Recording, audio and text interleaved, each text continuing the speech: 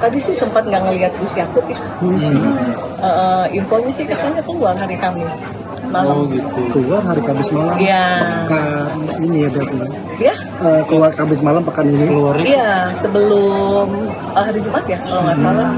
Infonya sih katanya mau diriksa ke depan, tapi sholat Id kata orang-orang dalam ya nggak ada.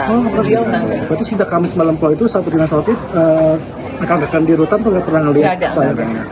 Info tadi terakhir Jam 7 lebih 10 kata menurut info dari dalam ya. Gitu sih.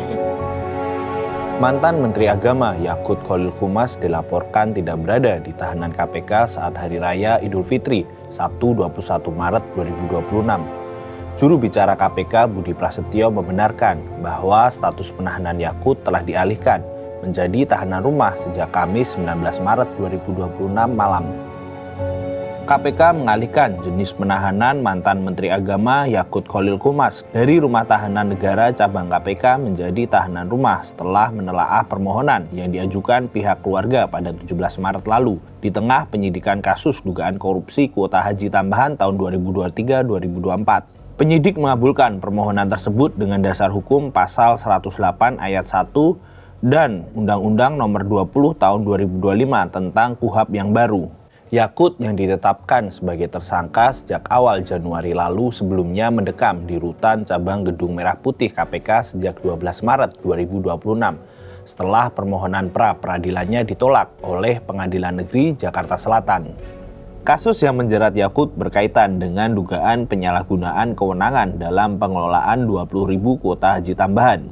Berdasarkan audit BPK, kasus ini merugikan keuangan negara hingga 622 miliar rupiah. Modus yang digunakan adalah dengan mengalihkan jatah kuota yang seharusnya diperuntukkan bagi jemaah haji reguler ke jemaah haji khusus melalui praktik jual beli kuota dengan pihak biro perjalanan. Penyidik menduga terdapat aliran dana atau fee berkisar antara 2.600 hingga 7.000 dolar AS per kuota yang disetorkan kepada oknum di Kementerian Agama. Selain Yakut, KPK juga telah menahan mantan staf khususnya, Iswah Abidal Aziz alias Gus Alek, yang diduga menjadi perantara utama dalam pusaran perkara ini. Ya, saat ini juga penyidik masih terus secara konsisten ya melakukan pelacakan terkait dengan aset-aset yang diduga terkait ataupun yang bersumber dari dugaan tindak pidana korupsi ini. Sudah sesuai prosedur dan seluruhnya sudah terpenuhi aspek formilnya. Kemudian BPK sebagai auditor negara juga sudah mengeluarkan laporan final dari penghitungan kerugian keuangan negara, di mana dalam perkara ini diduga nilai kerugian keuangan negaranya mencapai 622 miliar.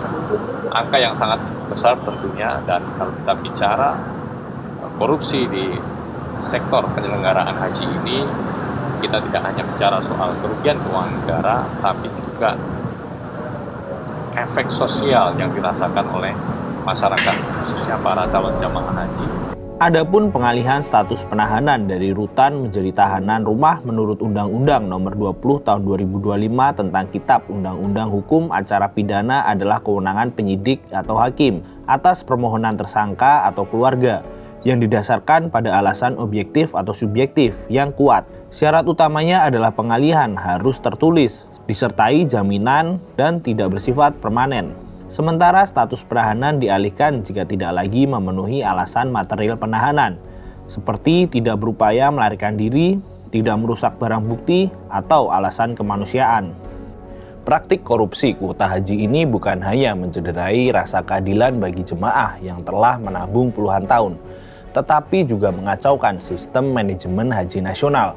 Kalau menurut sahabat Kompas, bagaimana melihat kasus korupsi kuota haji ini dan keputusan KPK mengalihkan status Yakut sebagai tahanan rumah?